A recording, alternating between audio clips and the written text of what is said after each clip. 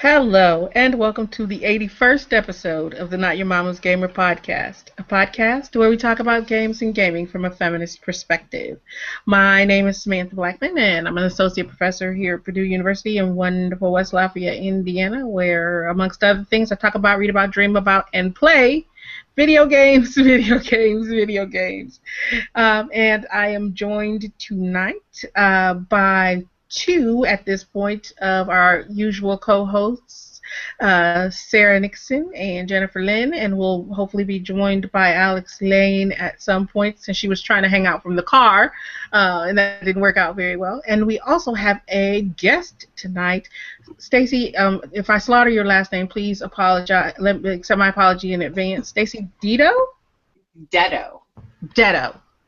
Deddo, Stacey Deddo, who is going to chat with us tonight about all things video games. And I'll just give you kind of a quick heads up about Stacey, and then she can tell us more about herself, and as will Sarah, I suppose. I don't know which one's going to do which. But Stacey's a localization editor and localization writer and editor, right? That's the proper title? Yep. For Nintendo. Right? Yes. And so we will try to show manners, good manners anyway, because there are all kinds of manners to show, but good manners. And start with you, Stacey. Would you like to tell us a little bit about yourself?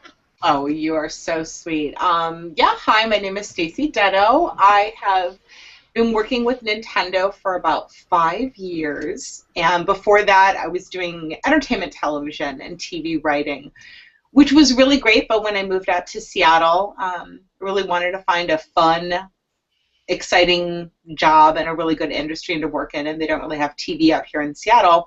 My mother-in-law worked for Nintendo in credit, and she said, "You have to work for Nintendo," and I said, "Well, what in the world would I do for Nintendo? I'm a writer." And I'm like, what sort of things do they have to write? And I applied for a contract position on Style Savvy, which was a fashion business sim RPG from 2009, if you remember, for the DSi. Mm-hmm. And I really lucked out in getting the job because I was like, I can do this. Like I've worked with big groups of writers before, which is something that you really need to do. And I was really good at writing dialogue because I had written for TV before. But it was the whole idea of localizing a game, which essentially, at Nintendo, most of our games are developed in Japan. So when we want to bring them out to a North American audience, we have to not only translate the text, but rewrite that translated rough text into culturalized, perfectly written English. So I like, as an example, I worked on the most recent Animal Crossing New Leaf. And you can translate a joke about tofu and kimchi, but even if it's been translated from the original Japanese, like an American audience is not going to get what's funny about that joke because it might be an item that they're unfamiliar with.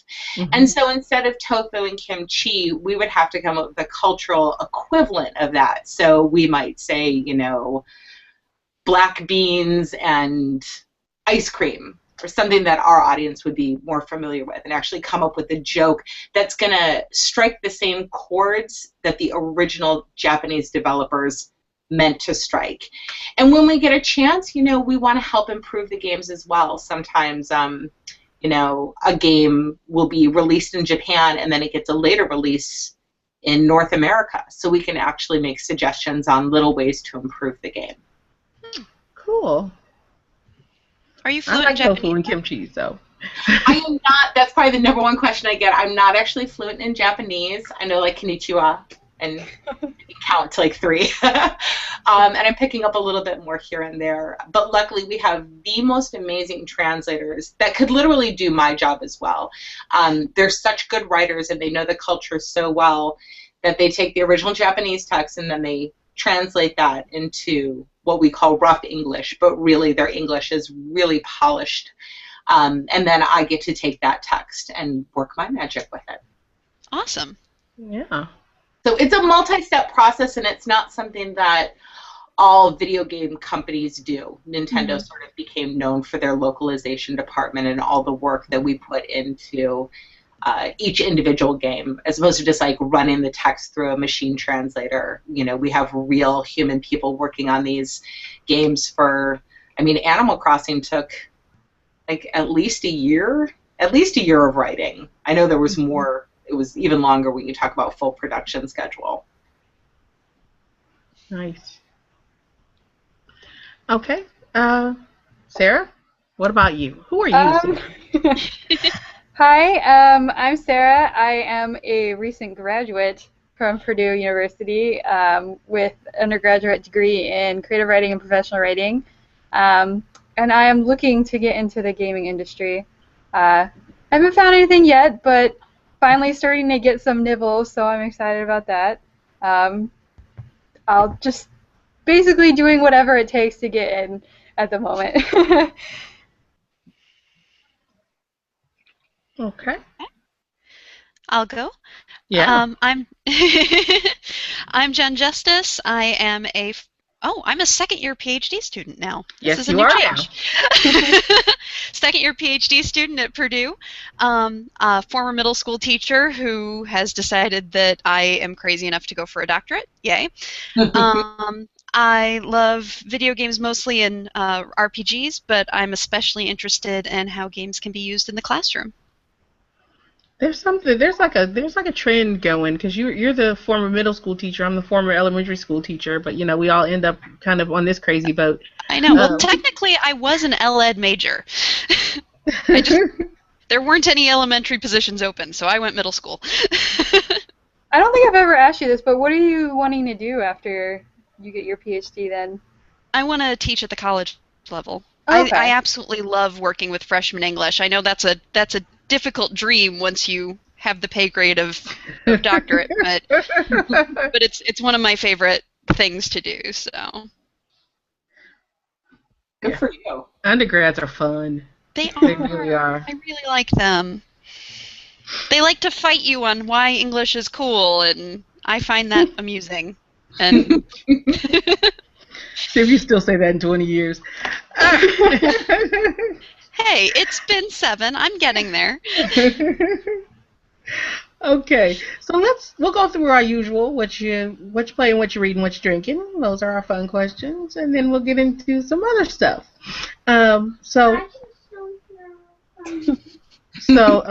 She's complaining because she can still hear me through her headphones. Yes. Yeah, I'm being chastised for talking too loud apparently, and so we'll start with you, Stacey. What are you playing? I'm probably going to get fired for admitting this, but I'm playing Candy Crush like it's going out of style tomorrow. Me too. Okay, thank you. It's almost like a shameful thing, but I'm more addicted to Candy Crush than I've been to a game in a long time. But what I'm also playing for work, which I can mention, is the new Smash Brothers for the Wii U. I can play it whenever I want. Do they let you take it home then and play? No, God, no. The office I work in, like, you have to have security cards even within Nintendo to get into our section of the office. And it's a really tight-knit group, so if someone walked in that we didn't recognize, we would jump on them and be like, get out of here! But since we all have, games up on our monitors and things, it has to be a really, like, non-disclosure type area. So I have to keep it at work, but I do get to, like, in the weeks leading up to E3 a couple of weeks ago, I was demoing all the games for the Wii U that we were showing. So I had about 10 games that I had to learn well enough to demo. And I would stay late and play Bayonetta 2 until midnight and be like, sorry, honey, you got to take care of the kids. I have to stay late at work and play video games. I don't think I would mind that. That sounds like a lot. And we talked about this last week, because Wendy's not here. But yeah, with Super Smash Brothers, the amiibo, that's going to drive me crazy. I'm going to lose my mind on those. They are going to be such adorable collectible figures, and I can't wait to see how they really interact with the games. I think we saw a little bit of it with the Nintendo Direct from E3, just a little bit of it, but I'm sure they're going to be releasing more information in video as we get closer to the holidays. I am so anxious for that because I've already gone through the Skylanders and I've gone through the Disney Infinity figures. So now I'm just like waiting. I'm like, I'm not buying any more Infinity figures. I'm saving all my money for these. I'm just waiting. I'm just waiting. Oh, well, I'm glad you like the Infinity ones too, and the Skylanders. That's awesome. Yeah, see, because I got a 6-year-old, so she's gonna be all over that. Nice. Get them started early. Oh yeah, definitely. She picked up. Okay, here's another kind of plug for Nintendo. On kind of ease of use, because I played the DS a lot since it's come out. Because I've had every iteration of the DS since it's come out. But when she was about 18 months old, I'm trying to think of which one it was. It must have been the DS, because it was a turquoise one, so it was either the DS Lite or the DSi, one of the two. And I was playing Scribblenauts, like, constantly.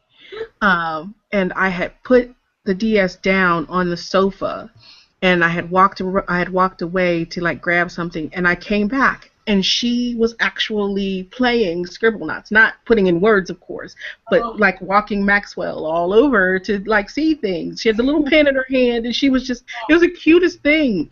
It's like, yeah. So she's been a gamer for a real long time, because at that point I knew that, I was like, okay, you're 18 months old and you already figured this out. You're ready. I'm actually trying to figure out what games to first introduce to the 3.5-year-old. I've been playing Super Mario 3D World, which is another one that I'm playing right now. And she seems really interested in, like, taking control of Mario. I think the idea of, an RPG where she gets to take control of someone else and be that character is really interesting to her right now. Yeah.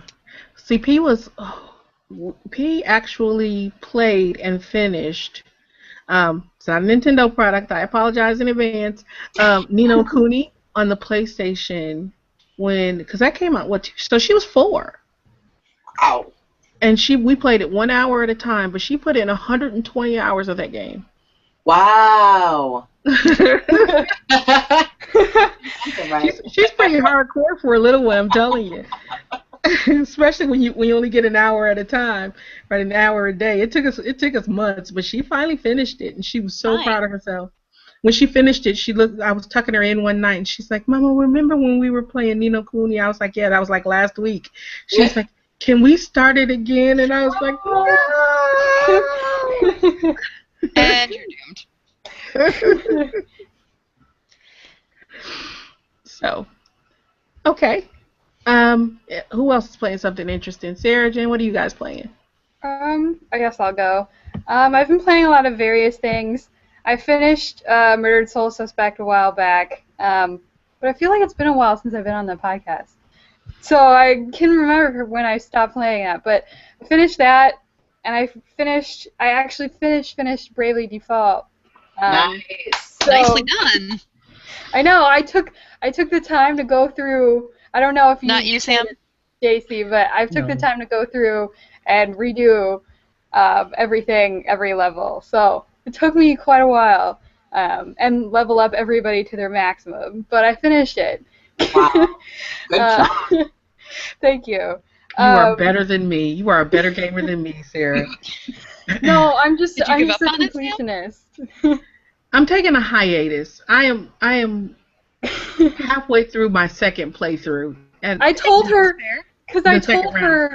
that, oh, Sam, like, you're not gonna like this. You're gonna have to beat all the same bosses over and over and over again multiple times, and she was just like, not having that. So I kind of like made her go into hiatus, I guess. Spoiled her into hiatus. I don't know. Well, no, I still tried. I still said I was gonna do it after that. I was like determined, and I swear, like about halfway through that second playthrough, I was like, okay, I give up. I just can't right now. So I went back and started playing Luigi's Mansion again. Hey, and that's what I'm. Yeah, and that's what I've been playing. I was like, maybe after I'm done with Luigi's Mansion, I'll go back and finish it. But right now, I need a break from Bravely Default. I actually recently started picking back. I picked back up Animal Crossing New Leaf, ironically, which I hadn't have like attended to my town in like 4 months. But it didn't actually look as bad as I thought it was going to be, but I think that's just because I do the beautiful town ordinance, so I don't get that many weeds and stuff. Oh, So it yeah. didn't look that bad, and they were only kind of mad at me for not coming back, or for not checking in. But I'm trying, I don't know, I like got a second win for the game, so now I'm like trying to really intensify my town. Because I don't know if you've seen people who, a lot of people, you can create additional characters to exist in your town. I've done that. You can have like a maximum of 3, and so I created 3 new ones because a lot of people make paths and like decorations and stuff, and you can only keep like a certain amount of decorations per person, so people create additional characters so they can hold more of the paths and codes and stuff to make their town really nice. And so I've been training up my 3 people so they can hold paths, and so I can create like a really intense, beautiful town. Yeah, I didn't have the beautiful town ordinance, and I haven't played in so long. I'm sure my townspeople have like snipers laying in wait for me. They get kind of angry. Make sure you play over 4th of July, because Animal Crossings, of course, are super fun to play over the holidays, because you only get to see those once-a-year messages that we work so hard on, knowing that, like, only a tenth, of the people that are playing the game are actually going to catch this message on this day. So those are the messages we put a lot of flavor and character into, because we know people will only see them once in a while. Yeah, it makes me kind of sad that we don't get all the Japanese holidays. Like, I understand why we don't, but a lot of the ones, because I went to Japan when I was in high school, and that was during the Tanabata Festival, and so it's kind of like, oh, I wish we got the Tanabata Festival. I'm like, so I understand why not, but it's like, oh, I wonder what happens that day. Yeah, it's funny, like, when we have to consider how much Japanese culture to leave in a game, because I think a lot of gamers really appreciate the fact that the games originated in Japan, and they're interested in more about that culture as well. So there's this sort of fine line between, we want everyone in our culture to be able to understand it, versus we want to be able to throw in these fun little things. For Style Savvy 2, on which I was the lead writer, they had available men's kimono for the men to dress in, and we were discussing whether or not we should just get rid of those, because we're like, no one in North America is going to dress up in a kimono. And I was like, yeah, but we have the option. Like, it's already there. It's not going to hurt us to leave it in. So let's leave it in case someone wants to wear a kimono. And luckily, we were able to leave it in. It's just one of those things that's like, we don't have to take it away. It's already there. So let's leave it in.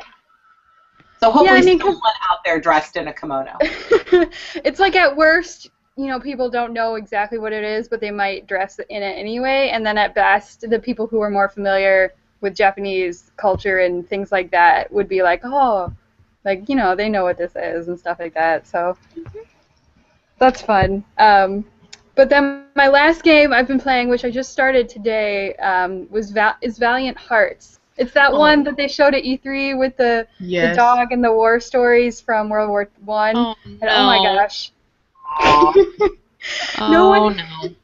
No one's. I only just finished chapter 1, but nobody's died yet.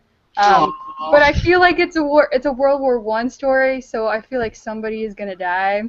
Puppies are gonna die. But the dog is so cute, and I'm like, don't die, dog, please. Oh, he's gone already. No, because he has to be around to tell the stories. That is my thing. I'm the ghost dog telling the stories. No. In one part, the dog gets like stuck in what do they call that? But the barbed wiring that they set up like at wars and sometimes, and so the guy like rescues him from the barbed wiring, and it's like, oh, dog. He's okay though. I don't think I could handle that game.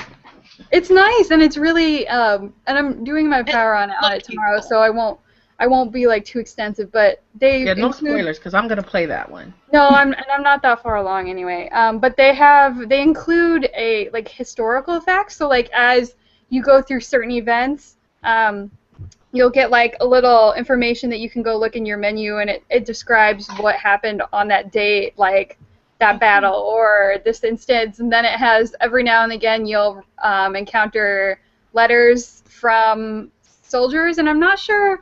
I feel like I heard that they were using real letters, or maybe that they were just inspired by real letters. I was gonna say I think I heard something similar. Like would make letters, sense. and it's fun, and they're from like I think I've gotten one from like a French soldier, and then one from like a German soldier, and one from like a Canadian soldier, and the German one was like it was at the start, but it was when Germany was campaigning fairly well and getting advancing really far into France, and it was like a man had sent his family home, and it was like, what souvenirs do you want me to get? And it was like, that's really inappropriate for a war, but it's like, but I guess you're on the Germany side, so I guess that makes sense. But then in the Canadian one, it was like he had written like something like, I'm going to make Canada proud in this war, like Canada's going to leave a mark in this war, or something like that. I was like, oh. So it's really Oh, Canada. it's very historical, and like everything is based on real dates. Like they have the specific dates, and they have hidden items, and the items you find are like items that they used in the war, or those letters, or something along that line. So that's cool. Like it is also educational at the same time. So that's fun. Can I throw a quick shout out for a game called that I learned about at GDC this year at the Game Developers Convention? Was called 1979 Revolution, which is about the Iranian Revolution, and it's similar to that. It's going to be released, I think, for PC or maybe for like an app, like an Android app, plus like graphic novels and stuff. But it tells the story of the revolution as well, and they just really went into the detail of how. Like the history and everything, and how they tried to make it as real as possible. And I think that's probably coming out next year. That just was a really cool one to keep your eyes out for. Yeah, it's nice. Cool. And I think it's nice, like with that, and then also with Valiant Hearts, is that it's like a game about war, but it's not in any means like combat, like, you know, we're a hero going into combat kind of war kind of thing. It's basically the stories are the personal ones, like the man trying to get revenge, or the man who he lived with his daughter, and his daughter's husband was from Germany, and he had to get sent back home to Germany to serve in the German forces, and then the father gets sent off into the French forces, and he encounters the German fiance out on the battlefield, and so he's trying to find him. No, it's like in the very beginning. It's not a spoiler. But yeah, so it's really neat, and the art style is really great. Yeah, the art looks gorgeous. It's beautiful. Yeah, I can't wait to watch. I can't wait to play that one. What's this one called again? Valiant Hearts. Yeah, Valiant Hearts. Okay, cool. It's by Ubisoft. It's like Ubi Art, I think is what they call it. They're like, it's like they're pseudo indie. Yeah, kind of indie like branch. Nice. Because they did Child of Light. Yeah, right? it's very Child of Lighty, only different context. Without the rhyming? Without everything rhyming? No rhyming. Yes, there's no rhyming. So I don't have to sit and complain about that, is what you're saying. No. Okay, Thanks, well, I'm glad. Sarah, do you have any more? Oh, no, you can go ahead now. Okay, I'll go ahead and go. It's been a while since I've been on the podcast, too, because the last time I was on a wonderful but very, very long road trip over to Seattle. And so Sam very, very kindly lended me a few games for the DS and the 3DS because I was going to be stuck on a train for a total of 5 days. Because I took the train 2.5 days from Chicago to Seattle, and then 2.5 days back from San Diego to Chicago. So wow. It was a fun trip, but it was a very taxing trip. Yeah. So during that time, I played a lot of 3DS, mostly Harvest Moon at first, A Tale of Two Towns, and was getting so frustrated with it. It's just very, very repetitive game, and yet I was so determined to try and make progress in this thing. So I think most of the trip I was playing that, and then switched over to Zelda Ocarina of Time because it's a classic and amazing, and it needed to be played. Um, and then I have been playing Sam's favorite game, Minecraft. Oh, God. But I love you. But I also started Tomb Raider. I know I am crazy far behind, but actually playing that for the PS3 and really, really loving that. Haven't made it super far in, but really liking what I've seen so far. And then I played two kind of indie games off of Steam. I got one off of the Steam Summer Sale, and then the other I got a little bit ago because it was like $2 or $3. It was a little point-and-click adventure. And the point-and-click adventure one I'm actually hoping to blog about. It's called Richard and Alice, and it's a really fascinating little story about a man and a woman who are locked in prison cells after the world's basically gone into a mini ice age. And so they're all alone in this prison, and the guards aren't showing up, and the temperature crashes, and they realize they have to get out. But it's their story as they're getting to know each other and as they're figuring out what to do. And it's a very interesting look, especially in the portrayal of Alice and her son and how she ended up where she is. See, that already just makes me think that's not going to end well. Well, yeah, that's its own thing. But yeah, Sam, don't play this one. But it's an interesting little game, and it doesn't take very long. It was only a couple hours to get through. And then I already did my Power Hour review on it, so I won't go into it. But a game I found during the summer sale called Remember Me, and it was almost Mirror's Edge-like. Movement was very, very similar, very parkour-esque. Female protagonist. The narrative was a little bit rocky at the start, but the gameplay is just gorgeous. And it has this really cool game mechanic of the main character has the ability to remix somebody's memories. So she's part of a group of people who have the ability to steal memories or to capture memories, like they can go into somebody's mind and take the memory, but she has the ability to actually change it. And so there's a mini game, basically, where you have to rewind through the memory and change different things and see how they affect the playback until you get the desired outcome. Wow. So you can change things that don't actually get the result that you want. And it'll let you do it as many times as you need to, but you can always see how these different elements interact and how they change the memory, and that was really fun to play with. So that was a cool, fun find, and it was like $15 because of the sale. It was pretty great. Yeah. So see, I didn't like that game. no, well, I haven't gotten very far. I think Sarah and I argued about that game a lot. We talked about it, a lot when it came out. Oh yeah. I mean, and that's fine. Some people do, but I didn't. I like the idea of the remixing. I thought that was really cool. I was having issues with the actual storyline, but I haven't gotten far enough in it to really have a definitive opinion yet. Yeah, it's kind of weird. Yeah, I can appreciate people trying to make strides with this sort of emergent narrative. Just doing something different and really exploring what you can do with video games. And like you said, maybe the narrative is a little bit rocky, but the next game that tries to do something like that might nail it. Something really awesome with it, yeah. Was that for PC? Yeah. I don't think it's on anything else. No, it is. It was on... Yeah, because I played it on PS3. Yeah. Okay. I think I played it on PC and PlayStation, I think. I don't think it was ever on Xbox. I don't know. I might be wrong. I have to look it up. Yeah, now I gotta look it up. It's gonna drive me crazy if I don't know. Now I might have to get a PlayStation. I have like everything but a PlayStation. Oh, You should. No, there's nothing wrong with PC gaming. Yeah. Unless you're Well, bad at keyboard controls, like me. oh no, it was on the 360 too. So it was PlayStation Okay. 360 and Windows. Yeah, I didn't realize.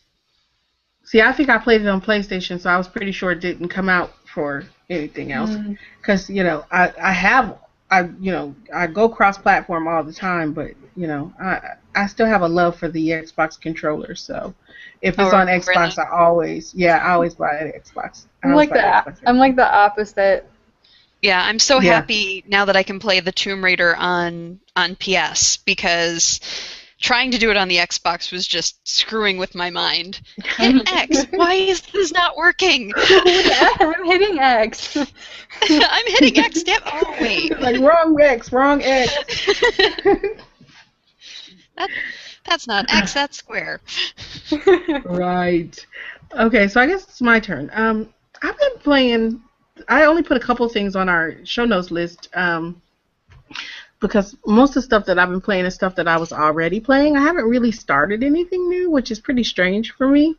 But I actually was playing some kind of classic stuff on the DS because I was one of the early adopters on the 3DS. So when the big price drop happened, I was in the Ambassadors Club and got all like the free classic games. Nice. So I had gone back and I was playing a bunch of the old classic games, like the old Yoshi's Island and Zelda Four Swords, and just kind of playing around with some of the old classic stuff just for fun. I'll throw in here a mention, like, if you are not already a part of Club Nintendo, join Club Nintendo. I am. So many super cool things. Yeah, and you can even convince friends who aren't on Club Nintendo, be like, here, just give me your packaging so I can now go ahead. Your packaging. You don't have to do anything. You don't want to join that stupid club. Just give me your packaging. Club Nintendo, no, just give me your packaging. Don't worry about it. Well, see, but also what I discovered is that with Club Nintendo, you cannot claim the same game twice. Yes, this is true. Because I end up buying 2 cartridges for certain games to play with P, and they were like, no, you only get points for first one, and I'm like, really? But I bought 2. That's unfortunate. That was what was nice about Pokemon X and Y. I buy X for me and Y for Dan, and it's 2 different ones. Well, so now she has her own Club Nintendo account, so. So I've been playing a lot of the old classic stuff, and then I also, like I said, went back to Luigi's Mansion, and I've been still playing Luigi's Mansion just because it's such a fun little game. And I get stuck sometimes, and then I'm like crazy. I'm like, I can't do this because I need 44 whatever, and I only have 39, and I'm dead. And then it's like so frustrating because it sends you back to the very beginning. It's like, okay, start over again with 0, and I'm like, no, I had 39. Just let me go back and find the last 5. And I like scream and I like curse, and I'm like, why am I playing this game? And I'm like, yeah, but it's fun, so I'm gonna play it again anyway. So yeah, playing a lot of Luigi's Mansion. And sometimes it was like totally. There was one time that there was one thing that I had to collect 40 for something, and I remember specifically that it was 44, and I had collected 43 of them. And my mother came out, because my mother was visiting, and my mother came out and started to talk to me. You're like, shut the hell up, mother! Well, I wanted to, right? But I didn't want to be rude, so I just put the game down and started talking to her. And then I realized when I heard the music that I hadn't closed it. Oh. Oh, no. And so the ghost came out and killed me. Oh, Sam. I know. It was really sad. I was really, really sad then. Gotta push the home button, Sam. Push the home button and pause it. All I gotta do is like shut. You just shut it. Just like click. It's Yep. you know. Yeah. But like I said, I didn't even think. She came out and started talking to me, and I just set it down next to me on the couch, and I didn't realize until I heard the music that I was dead. Oh And I no. was like, I only had one more. I've been trying this level for like an hour, and I only had one more. Aw. And my mother was like, "Did I do that?" I was like, "No." Oh. Put it this way, though, better manners than me, because I grew up just, okay, they'd be talking, and I'm like, yeah, okay. I'm listening. Not really. What else have I been playing? Oh, I also because it was free last month on PS Plus, was playing Mutant Mudds. What is it? Mutant Mudds Attack or whatever, the platformer on the Vita. Okay. That's another very unforgiving game. And I'm playing it, and I'm like, this game is like either ridiculously stupid or ridiculously hard. Um, or I'm just because I'm not that bad at platformers. Um, and I've only cleared like the first two levels, and I played that game like 2 days, and I was like, okay, I give up. But I keep going back to it because I'm like trying to, and then I figured out that there is also kind of like the dark alternate level. So for every level you clear on the light side, you can click over to the dark alternate level and clear a level on the other side too. So that just made it even more horrifying and difficult and terrible and addictive. Of course. Yeah, so I've been playing that a lot, and I was also playing the other crazy platformer on Vita was not Clone Wars, whatever it's called, where you get like these little clone dudes and you have to lead them through levels, of course. I'm trying to find the title. It was Stealth Inc. A Clone in the Dark is what it was. And I've been playing that because that was free on I think PS Plus last month too. Yeah. So I've been playing lots of handheld games lately, and having some fun with that. I want to play Valiant Hearts. I put it off when it first came out because I was like, it's gonna make me sad because they're gonna kill the dog, and I We don't already know they're going to kill the dog. I know they're gonna kill Well, the I mean, dog. is the dog the protagonist in this story? They're not going to kill the dog. They're gonna kill the dog. They're gonna kill the because we've been talking about this a lot lately, Stacey. You can tell me what you think about this. Is that there's been this huge shift lately, in that in every game they gotta kill a kid, and I have real problems with this. Is that You every know time? what, Samantha, isn't it amazing how after you have a kid, suddenly movies where kids get killed, you're like, that's not funny anymore. Right. Like, before, it's so hilarious when babies die, but suddenly you have one, you're like, no, that's not cool. Don't do that. Right. And it's not just that it's not funny or not cool, but you actually sit there like I do, and I'm like, I'm gonna cry now because that's like really sad because that could be my kid. Yeah. So. I was at home on maternity leave with my first when I picked up BioShock for the first time. Oh God. No. Oh my God, these poor little girls running around this scary rapture place. What's going on? Oh yeah. Yeah. No, I never harvested a little sister. No. I never harvested a little sister. Didn't Me play either. BioShock 2 at all because it was too child molestery. I prefer my games not child molesting. That's true. Yeah, that's usually a plus. Not the bus. All right. Well, I think that covers us all for what we've been playing. Anybody reading anything interesting this week? Fun stuff? Interesting stuff? I am reading the third Game of Thrones book. Which one's that? I'm sure someone knows. The third Game of Thrones book. Start reading I those. read it, yeah. One of the things. But anyway, if you're watching the show, reading the book has been a lot of fun. Coming up behind it, reading the book. So when I have the time, that's what I'm reading. Very cool. Nice. I am diving back into House of Leaves. So apparently I'm a glutton for punishment, but if you guys don't know House of Leaves, it is a crazy academic-y horror novel that is it's like layered.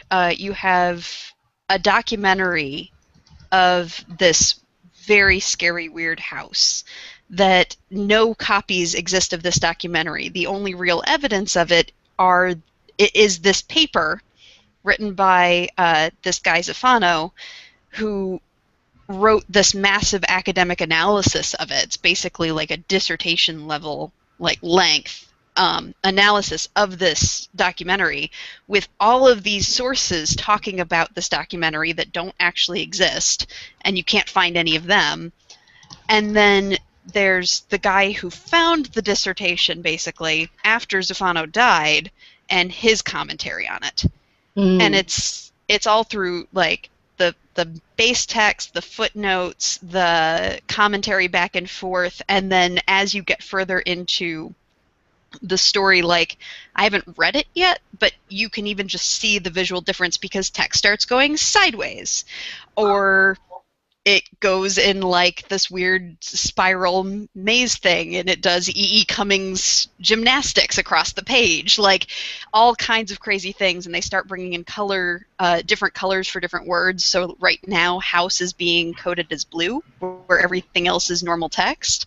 So I mean, it's an expensive book because it's a typographic wonder, but it's just a really cool way of re-envisioning what a novel can do. So I'm just getting to the point where it's starting to get scary. So we'll see how I do with it. Me and horror, not good friends, but well, I'm intrigued by this.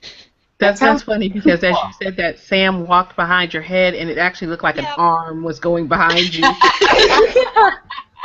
I was like, I don't know what the hell she just thought up, but here it comes.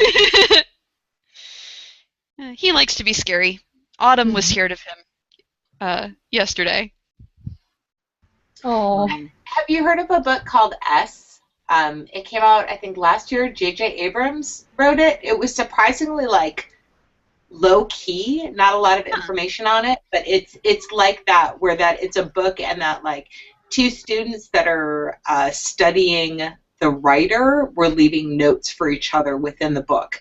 So you're reading the base text plus their notes to each other, plus a later version of their notes to each other after the first round of notes goes through. And I'm struggling through this because I only have like maybe 15, 20 minutes to read at a time before children start screaming. And I don't know whether to like just read it through once to get the base story and then read it with the notes included. Like there are different ways to read books. Yeah, this one you could read very differently too. So it's right now I'm just doing a straight read through, but I'm gonna have to check that one out. That sounds really cool.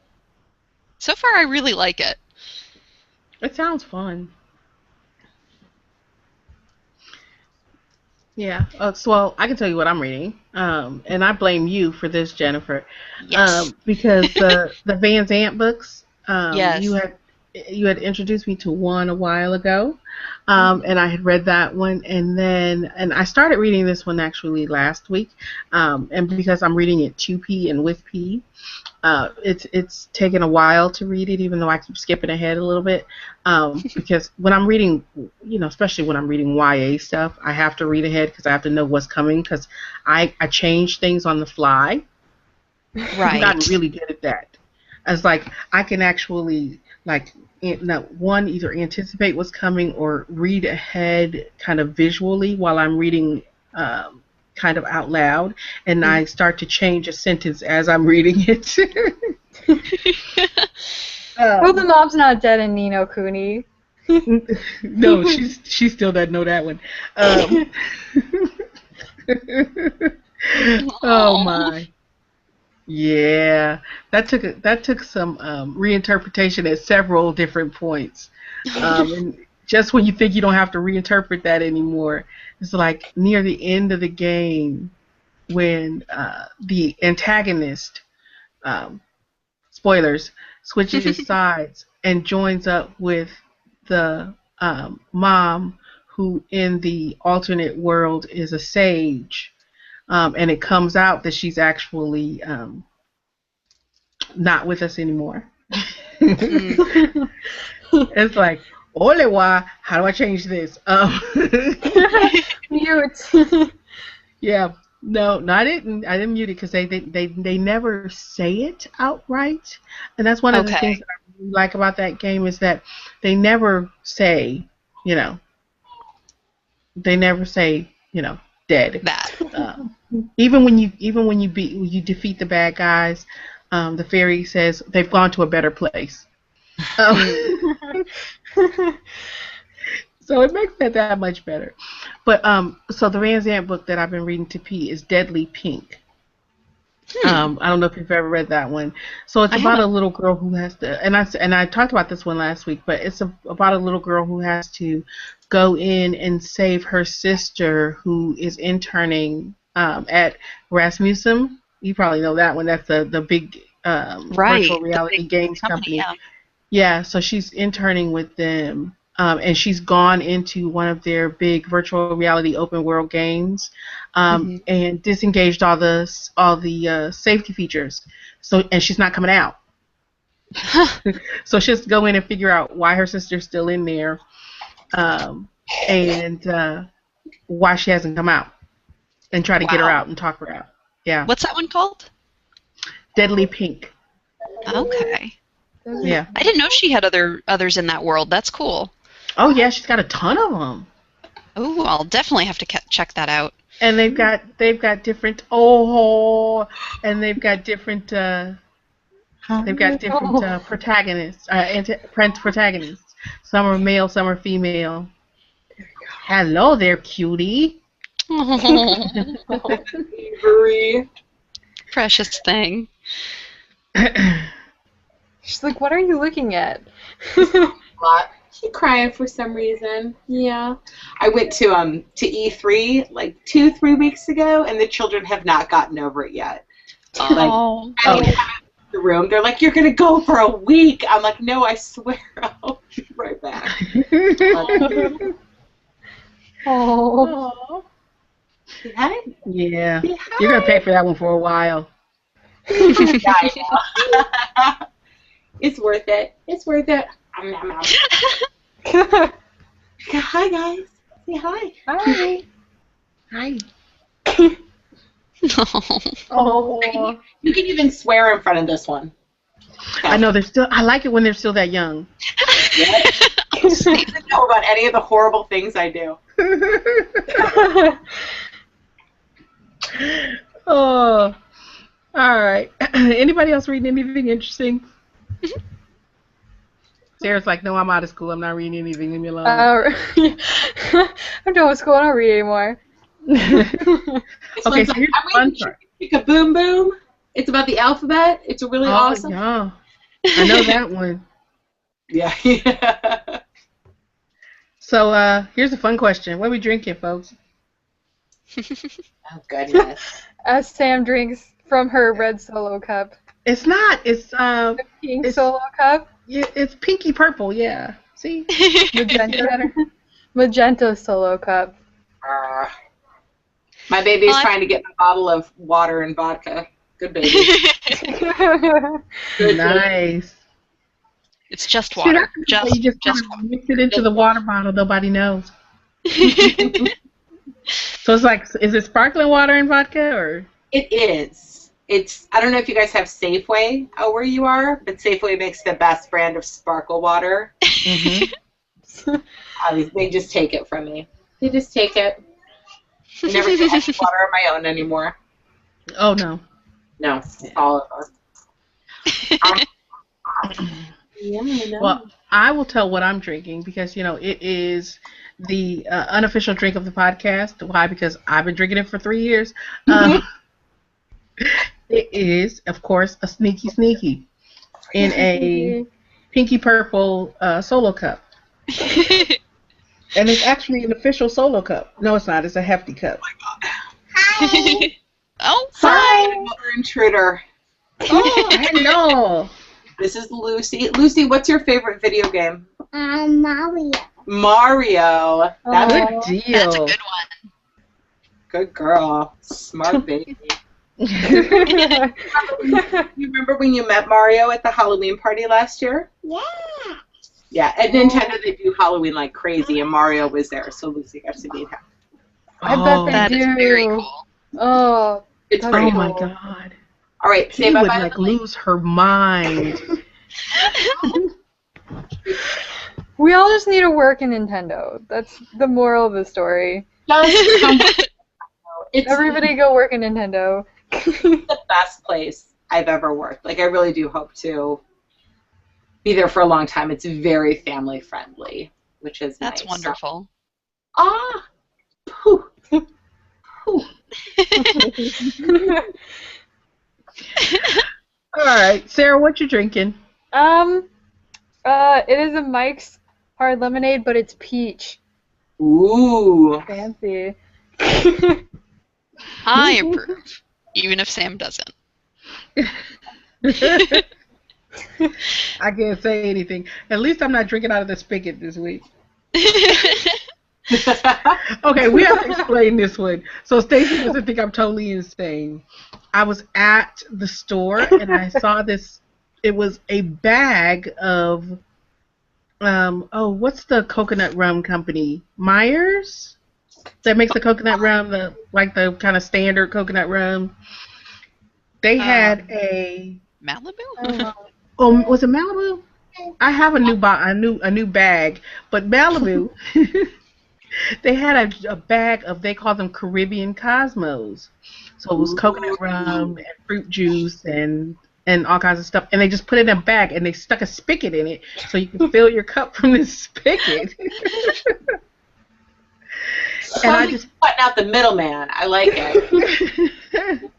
and I had picked it up like on a whim, a while back, and then I bought another couple of bags since then.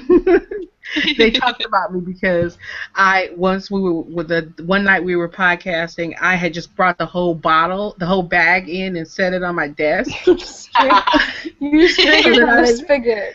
I was not drinking from the. Well, I did drink from the spigot at one You point. did. I did.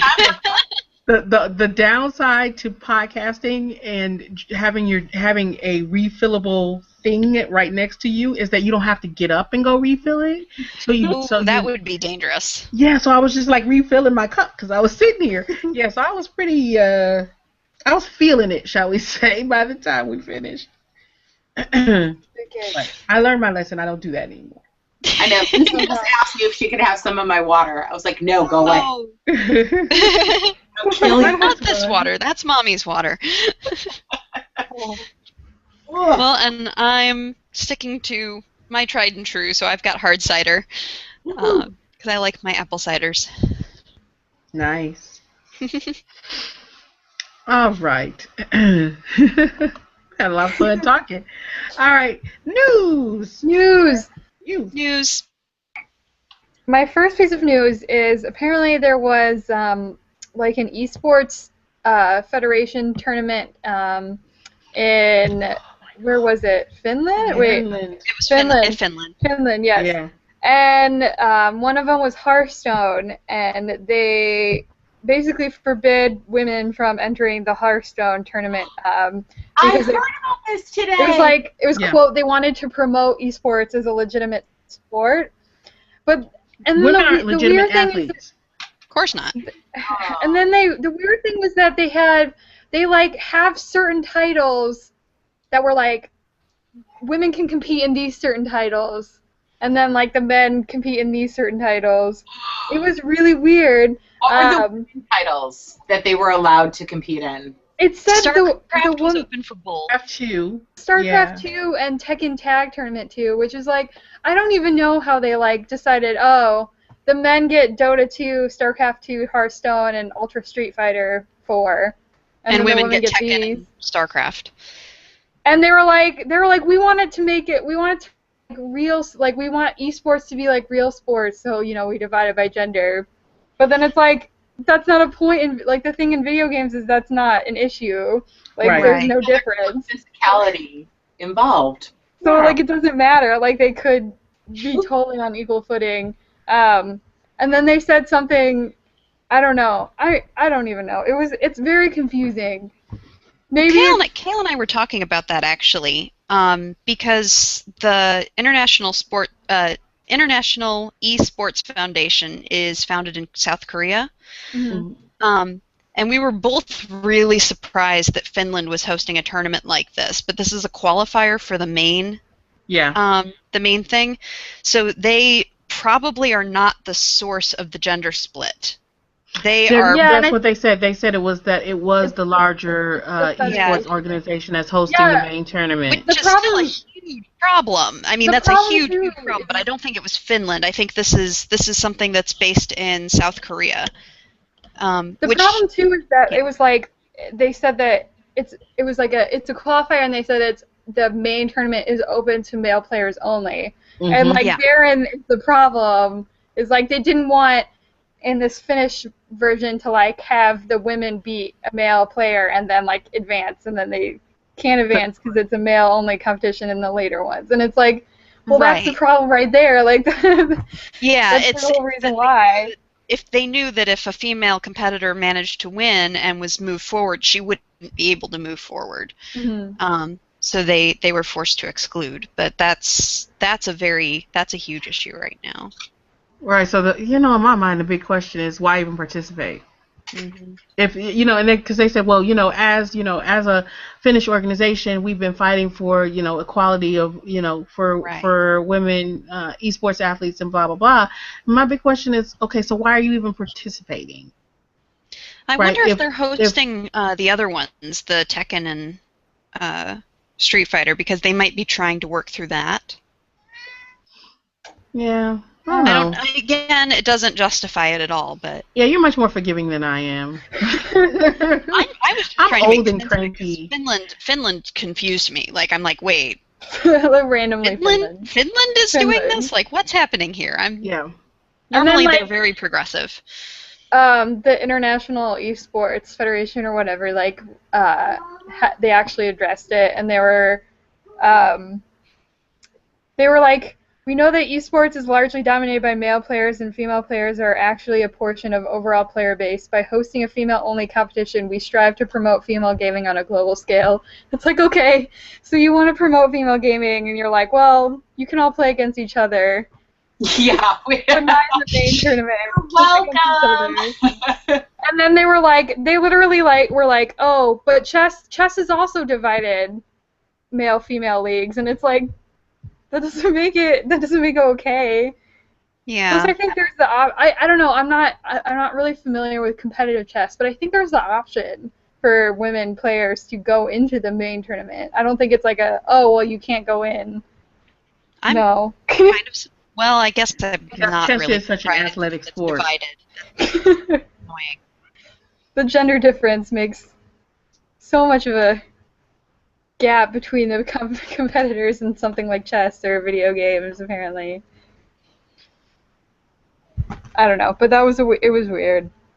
Their poor female brains might explode if they have to think too hard in chess. Yeah. Can I tell you guys a funny quick story? Please do. Uh-huh. So we were getting ready to go to E3, and I was responsible for learning a whole bunch of the Wii U games and then training other people to demo those games. So one of the games we were demoing was Smash for the Wii U, and we had one station where it was me and 3 women players, and the station next to me was a guy and 3 male players. And so we're playing, and I was just cracking up because my station, all the women were like, oh my god, you've got an item. Okay, I'm going to hold still. You try to throw it at me. Go ahead and practice your kick. And it was a really supportive, kind of like nice thing to see. And then at the station next to me was the guys being like, screw you, forget you, punch, punch, punch, hit, hit, hit. And all of us were really new to Smash. And I was like, this is so funny to see how men learn and how women learn. Like, not to generalize anything, but I was like, boom, right there. That is the difference. And so actually even within Treehouse, we realized there were a lot of women who, although we work with video games, maybe weren't super comfortable with Smash. So last Friday, I gathered up all the women in Treehouse, and we had like a Smash tutorial. And I'm like, this is a safe place for women to learn this game. You're not going to get yelled at or screamed at just quite yet. That comes after you've done the tutorial. Then it's fair game. After you know how to play, then you can scream and swear with the best of them. But I was really amazed at how many women within the department were even a little intimidated by playing with guys. Like, if they hadn't played the game before, they were really intimidated by the idea of playing with guys. And it just kind of opened my eyes a little bit to what even people that have been, like, in the industry for years, like, what they're facing as far as we may play a little bit differently sometimes. We definitely can learn video games differently. So is it good sometimes to split us apart and let us learn the games and then come together for something like a tournament where everyone should be at the same level? Mm-hmm. And then you should be. The point of a tournament is to determine levels. So I mean, exactly. It's a competition. So you can fail, and that's okay because that's part of it. That's what you're trying to see. You know, it's not a learning stage. Right. Different learning styles doesn't mean a difference in play performance once you've got that. So once you have that competency. Once you have the knowledge that we're all at the same level.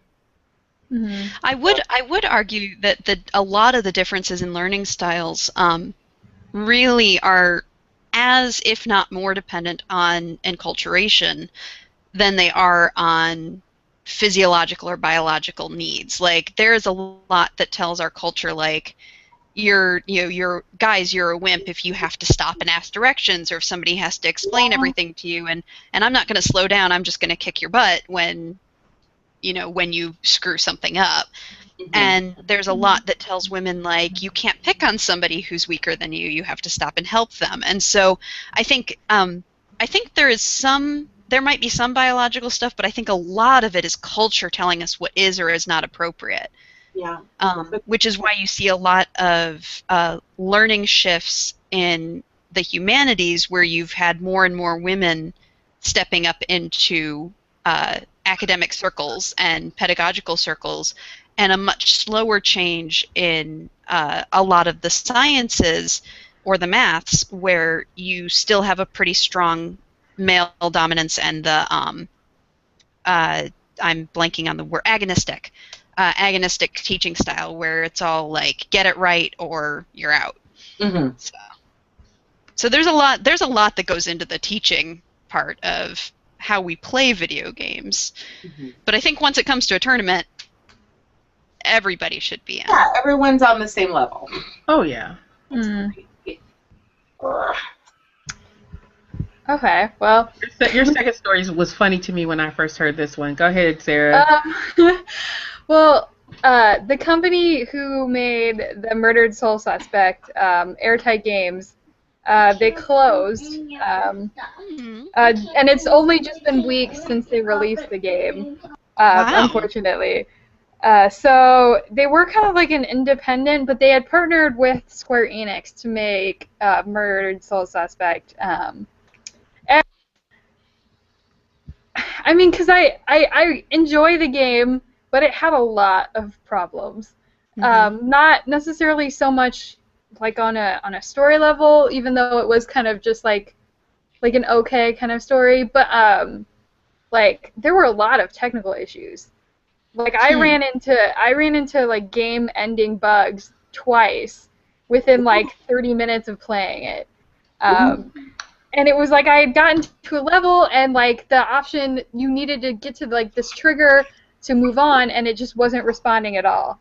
And then when I went back and restarted and played again, I found out that not only had that option frozen, but like in that level, the music hadn't been playing. Like all these like additional things hadn't have started, and like they were pretty serious issues.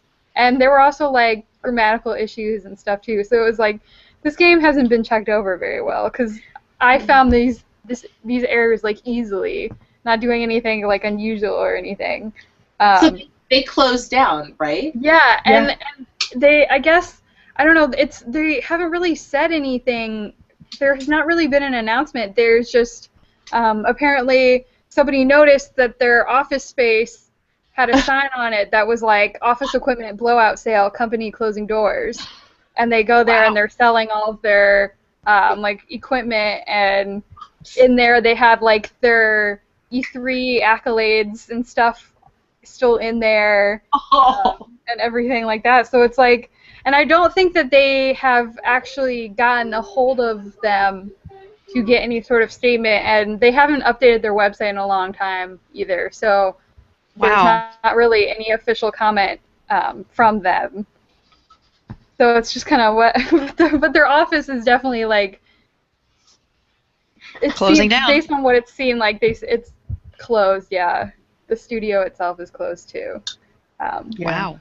So it was interesting because it's like, okay, so apparently they just like rushed that game out because they knew they were about to close, or yeah, maybe they were on their last legs, and that's why it was so horrible. That would explain it. Yeah. And it's ran kind out of of time to do the bug checking. And it's kind of disappointing too, because it's an interesting like concept, and it was like murder mystery, horror mystery kind of thing. The guy's trying to solve his own murder. Yeah, and you play him as a ghost and stuff, and it's cool, and that's cool, and like they've packed it with like a whole bunch of interesting like historical facts about Salem and like the witch trials and stuff like that, and that's really interesting. But it was really buggy, and it was kind of disappointing, especially for a game that was co-produced. I don't know what the level of involvement was, but at least published by Square Enix.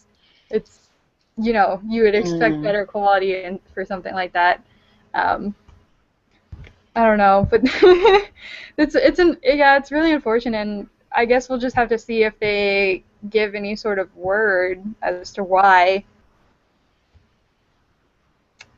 It said that they laid off employees earlier in the year, and they were like restructuring, but they said that it was just, he said like it was a normal ebb and flow of game production, but considering this happened, I don't don't really know if that's true then. It was unfortunate though, because I think the game itself was interesting, and like I like to see something along those lines.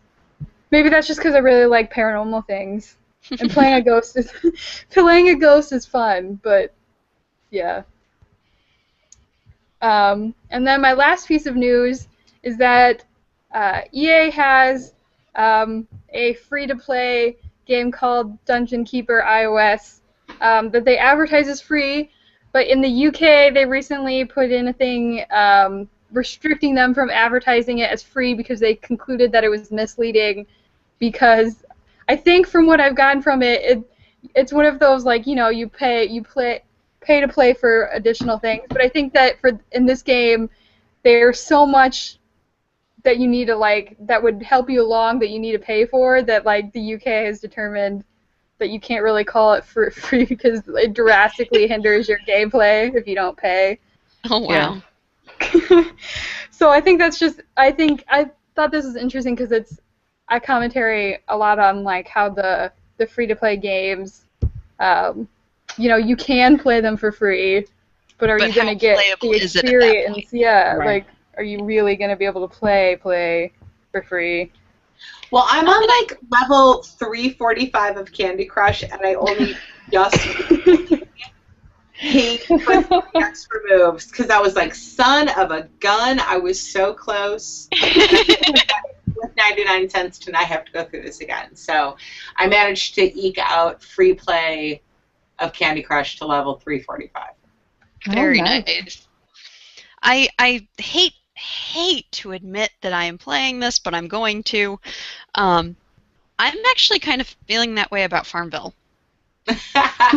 Like, I'm really feeling, because like there is so much that you get that they're like, you have to build this, and you can only get it by either pestering the hell out of people who don't want notices, or paying us money. And it's getting to the point where I think I might, like, I just started playing this. I've never played it before. I managed to avoid it for forever, and then I finally gave in, and I'm already at the point where I'm like, you know what? I'm not sure it's worth it, because I don't want to piss off everybody on my on my friends list. You know Asking what for my this dad stuff. does? What? My dad got really, really into, I think it's Frontierville, not Farmville, but it's kind of like the Okay. same thing, only Same like thing. Wild Mhm. West. Yeah. And he, like, oh my God, like I've hovered over him while he was playing it, and his little town is ridiculous. Like he spent so much time on it. He's been playing that for at least a year, and his Right. town is just like crazy. But you know what he did? Because none of us, because he would like bug us, and we were all like, stop. And so he started creating like additional Facebook accounts with like variations That he can send of those his things name. to. And so he like shares, yeah, like so he like his name is Jeff Nixon, and so he'll be like Jeff Nix or like stuff like that on So, Facebook. I guess that's so an he option. can like I'm just have not more. sure if I'm devoted enough to bring myself to that, but it really does hinder the gameplay. Yeah. Even Yeah. just in space or ability to do stuff on the game, because they give you these buildings that you can't get rid of, and you can't build them. You can't get rid of them until you finish building them, and you can't finish building them until you bug people. It's Are you really playing the frustrating. original Farmville or Farmville 2? Farmville 2. Yeah, that's what I've been playing. And it's like, okay, and this is kind of a funny example, but when I was a kid, I was like super into Neopets. And I then remember that. I came back to Neopets like sophomore year in college and started playing again. And when I got on there, I realized that whereas, back when I was a kid, Neopets was basically all free. Yeah, it was free. You could pay for certain things, but it really didn't help you that much. And only the like most devout people would ever pay. But now in Neopets, they have like so many more things that you get if you pay, especially like they added like a whole bunch of clothing and like decoration and background options for your Neopets and stuff. And the only ones worth having are things that you have to pay for. And then they have like beauty contests that are, the clothing things, and you can't get the nice clothing unless you pay for them. And it's just like they've just shifted really intensively into the pay. And it's just kind of like really sad because you could get the whole Neopets experience. There was really little to be gained by getting like a plus membership or whatever. But now it's like if you don't pay to get the points to get the clothing and stuff, I don't know. You don't get the nice Neopets and stuff, and it's just sad, I guess. Funny. But yes, that is it for news. All right. Well, we'll jump into chatting with Stacey for a little bit longer if she's willing to bear with us for a few more minutes. So, Sarah, would you like to do an introduction of Stacey for me, please? Okay, I'll just read what you sent over for me. So, as we mentioned before, Stacey is a localization editor at Nintendo. She started her career in broadcast journalism, but realized that wasn't really fun enough. So she went to work for Jerry Springer Show, which was too much fun. Then she went to LA and wrote television for a while, but she didn't want to raise kids in LA, so she moved to Seattle, and then she got her best job ever at Nintendo, and she plans on staying there forever. Awesome. That sounds about right. Which I would too if I worked for Nintendo.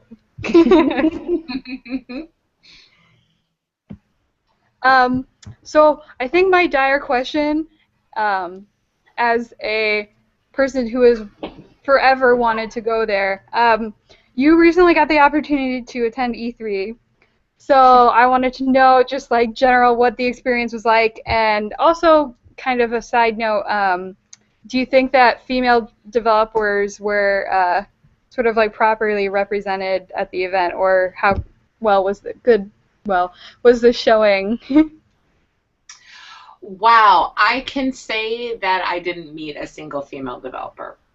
Oh, Really? wow. During my time there. Yeah, I didn't meet a single female developer. So I was on the sort of like lower end side. I wasn't going representing Treehouse for Treehouse Live or anything like that. Like I was just going as a demonstrator, which I was super excited about because it was my first E3. I've been at Nintendo for 5 years, but I was a contractor for the first year, and then I kept getting pregnant. So every time like an E3 came up, they're like, "Do you want to go?" And I was like, "Oh, I'm having a baby. I can't right now." Oh. Next year. And so finally it worked out this year that no babies, and I didn't have any crazy projects on my schedule, so they're like, let's get you out to E3. So before E3 I had about 2 to 3 weeks of learning the games, and I was going to be stationed in the VIP area at one booth where we would have a Wii U system and all the Wii U games on that system. So I had Bayonetta 1 2, I had Super Smash Brothers for the Wii U, I had Yoshi's Woolly World, Captain Toad Treasure Tracker, Mario Maker, which ended up being super popular. What else? What is it? Oh, Mario Party 10. So a whole bunch of different games, which it was fantastic. Just that lead up to E3, I got to work late and spend time just playing games, which, although is the most fun part of my job, that's actually not the biggest part of my job. Like, it ends up being more project management than anything else. Right. Just getting this title from Japan shipped out from the US, like tight schedules and a lot of communication with developers.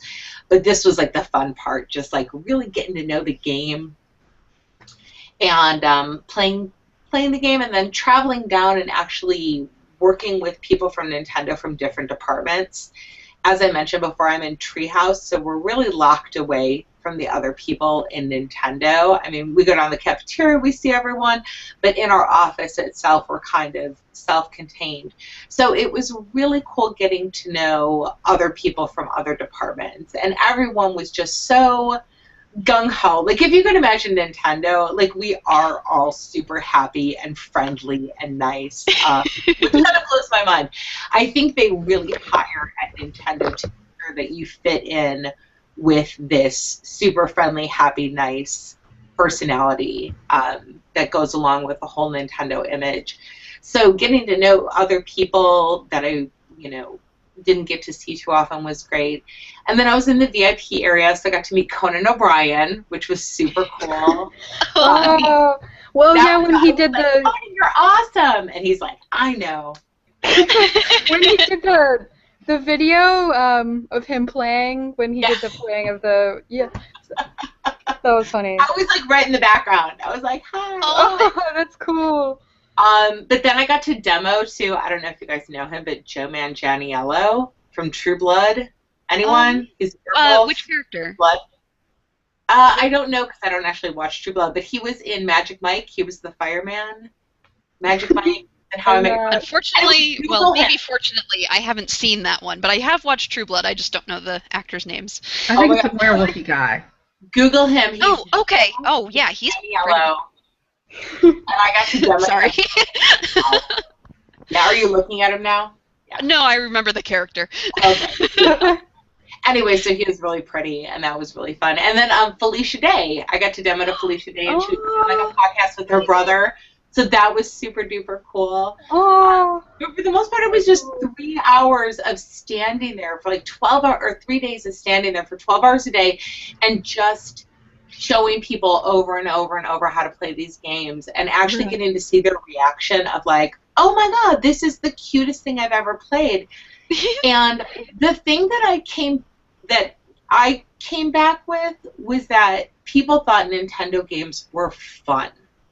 Yeah. Like, there's shooters and there's drama and there's this, and that, but when it all boils down to video games being fun, I think that's what Nintendo does so well. And doing Treehouse Live this year, if any of you guys caught it, just shows like our actual localization writers and editors and translators, and we're the ones that work closely with the game. So to see those people just talk about the game, like not PR people, not sales people, just people who really work with the games and love playing games, I'm so happy that the rest of the world was able to see, just what our normal days are like. How cool. So yeah, E3 was great, and it was exhausting, and there was a lot of partying going on afterwards. It was a really professionally well put together team, and it was really nice to sort of. I mean, I know there aren't awards for this, but I felt a little bit like Nintendo won E3 this year. We got everyone talking about us, for Treehouse Live and the Smash tournament, which was amazing. So it was really nice to be a part of the Nintendo crew this specific year. Oh, that's awesome. I just have to say that I don't have a Wii U, but the Yoshi's Yarn game, oh, that's so cute. Some guy was playing it and he was like, so wait, so this gamepad thing, does this come with the Wii U? And I was like, yes, that's part of the system. And he was like, so if I buy this and I buy this, then I can play this game? And I was like, yes, you can. And he was like, okay, I'm going to go buy your Wii U. Bye. I'll see you. Sold. Okay, then. If you don't have a Wii U right now, just go ahead and get it. You have Mario Kart 8, you've got Smash coming. I've been telling her the same thing for like a month. I know they were 1 and 2 coming out this October. So I know. Broke. They were like, because we played Mario Kart 8 together, and it was like, I want this game, but like, I was like, Wii U, I was like, oh, but this is like the only game right now that I want. But then it's like Smash Bros. Like I had intended to get for 3DS, but my fiance really likes Nintendo, and he was like, why don't you just get the Wii U? And because then you only have to get one copy, because if you get the 3DS ones, you have to get 2 copies so we can play together. It's like, yeah, that's true, but then it's like, I don't know. The price is probably the difficult for me, but I know, and it's an investment for anyone. I remember when I bought my 360 and my Kinect, I was like, okay, I'm doing this for work-related purposes. Like it feels like the competition. The competition, right? The competition. Yeah, I want me to be playing these things, so. But yeah, I have a feeling that are quite the investment, but they're what we do, so. Right. Yeah. And I think the next year and a half, especially, is going to be so huge for what the Wii U is going to be producing. Yeah. Splatoon, why don't you say? Oh my God, it was nice because. What? Well, I'm sorry, no, Splatoon. I adore playing Splatoon. Oh yeah, I'm waiting for that one. Yeah, I do think that whereas it was like the Wii U was slow to get off, but I think that now, like with what they have shown coming out, there's like a lot that now coming out that makes the Wii U more worth it than it has been. No offense to Nintendo or anything. I think Nintendo, definitely saw that, and so they really used this E3 as a chance to showcase what will be coming out, and knowing that the Wii U still has a really long life cycle ahead of it. Mm-hmm.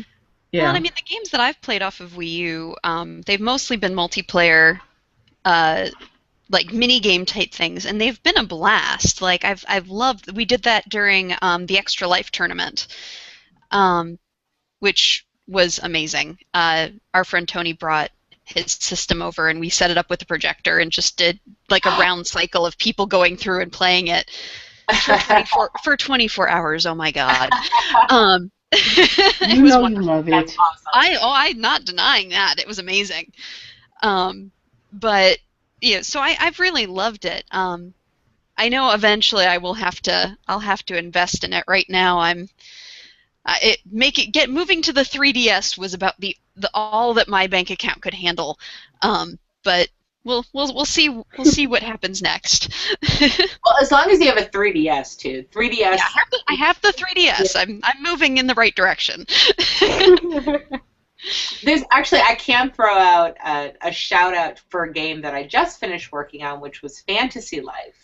I know they talked a little bit about that at E3, but if you like RPGs, this is a crazy JRPG. Yeah, I think they're like, imagine just like a regular RPG where you have a life, as like a tailor or a wizard or a mercenary.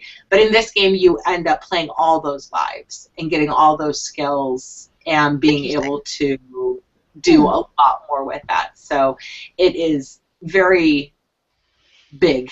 If you want a game awesome. that you can take into, it's a really amazing game. When's that coming out? Do you know? I don't know offhand. Check Nintendo.com for more information.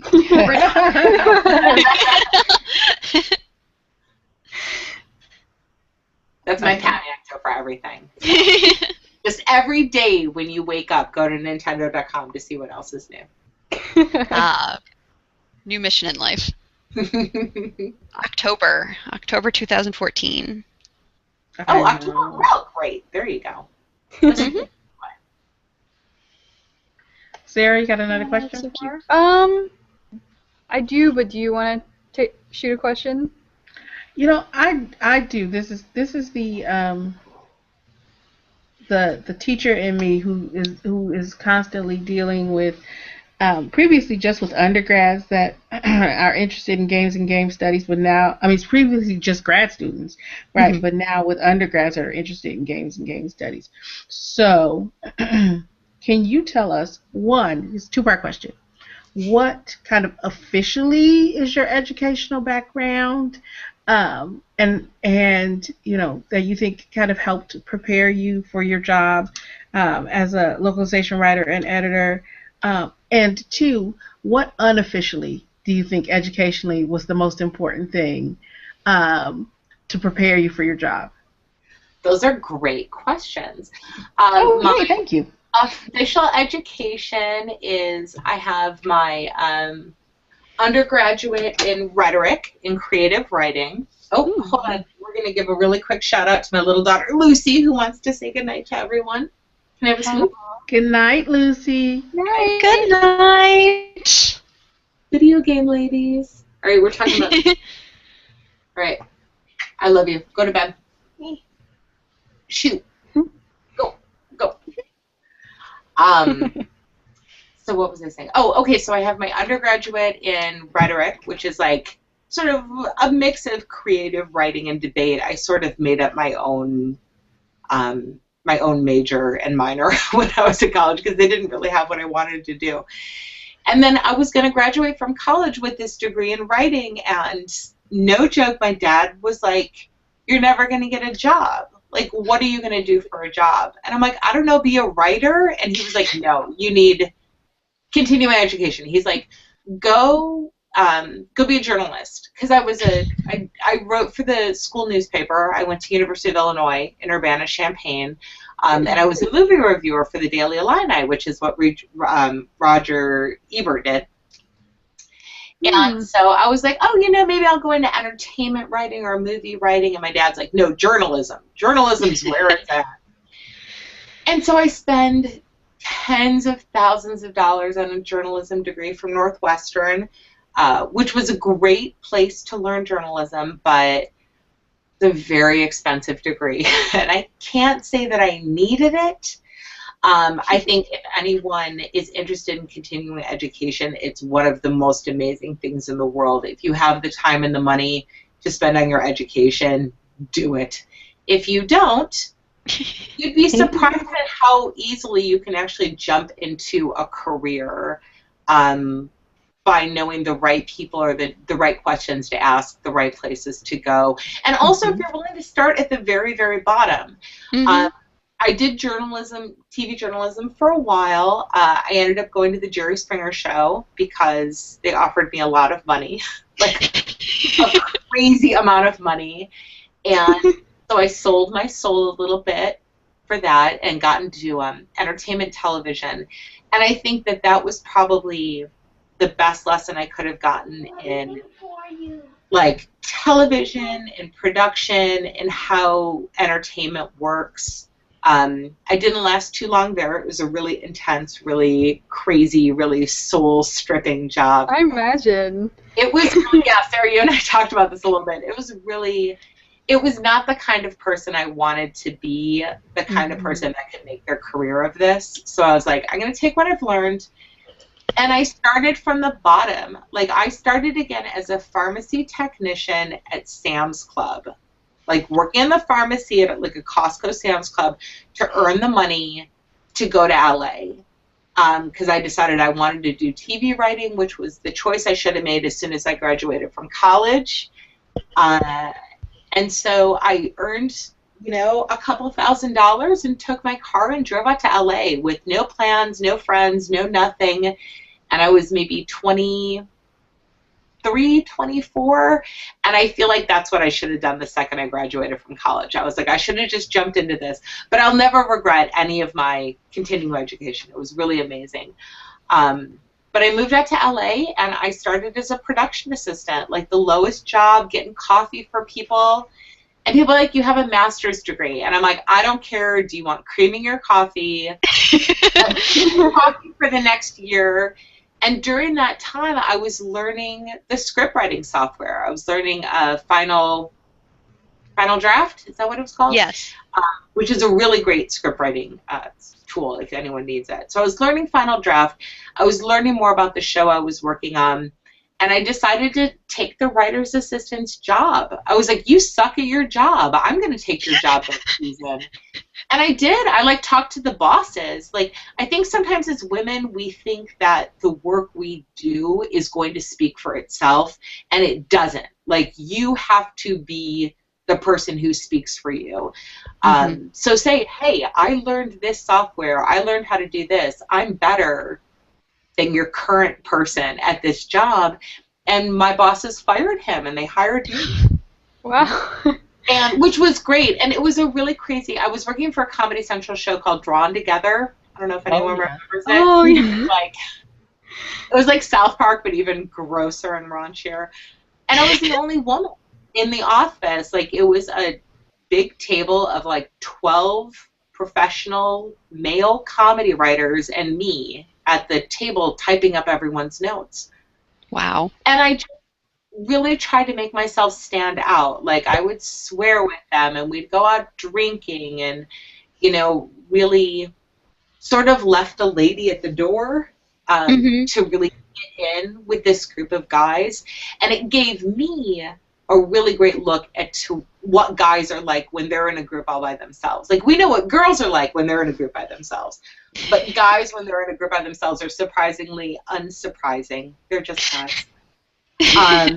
But I think that was probably, if we go back to your original question, Sam, and talk about what education was necessary, any sort of a formal writing education. Your parents are going to say it's a worthless degree to get a degree in writing, and you tell them, no, there aren't enough good writers in the world. What we can do is an amazing skill. Grammar, spelling, context, syntax, all of that is something that not everyone can do, and they need people who are good at that. So if you like to write, study writing, and there are a million jobs for writers out there, including video games. But if you just like to write, go do something crazy with that. There are a lot of things you can do with good writing skills. As far as there's advertising and commercials and brochures for pretty much any company you can think of, and any major company you can think of has someone who needs to write good PR. If you're good at that, there are jobs in writing all over the place.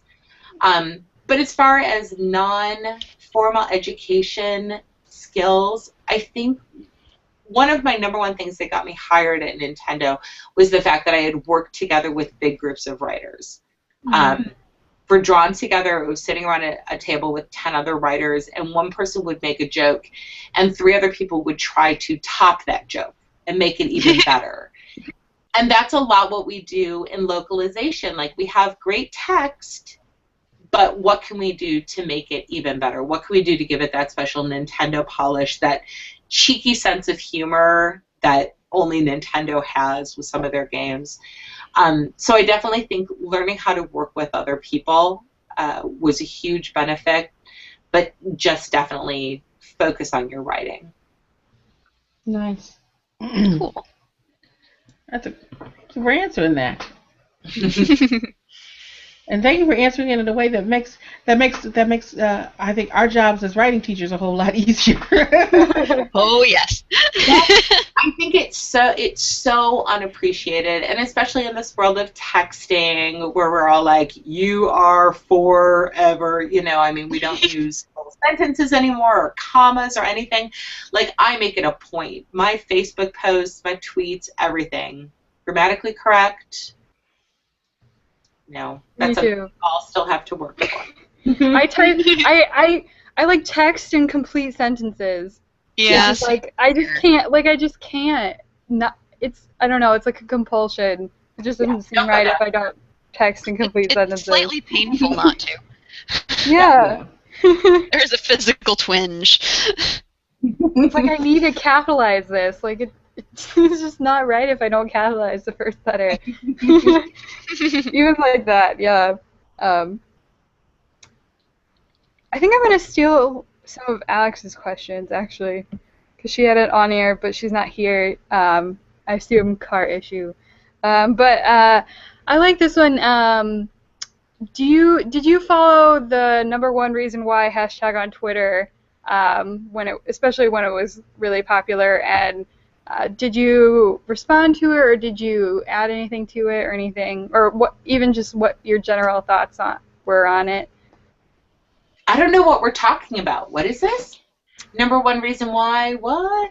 I can't remember when. It was in 2012 when it first hit. There was a guy who was he worked for Kickstarter actually, and he had tweeted a question: why aren't there more women devs in the games industry?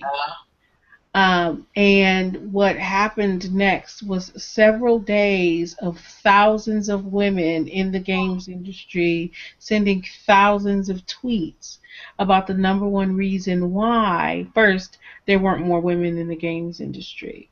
And then it's kind of spun off next to #1 reason to be, which was here's the #1 reason to be in the games industry, even though it is so difficult. Wow.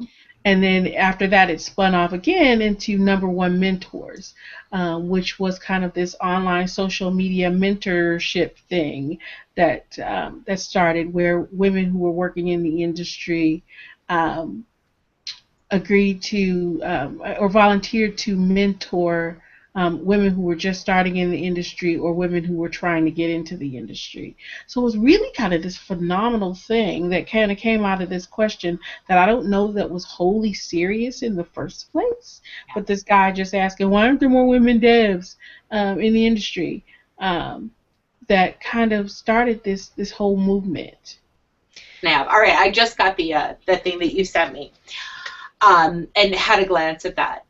If I was responding right now on Twitter to that question, why there aren't many, it would be the same that I think a lot of other women are saying, is that there aren't many women in the industry. I don't want to work in an industry with all guys. Like, I did that on Drawn Together, and while it was interesting, it was lonely. And it was exhausting, and I kind of felt like I had to put on this different persona that wasn't me.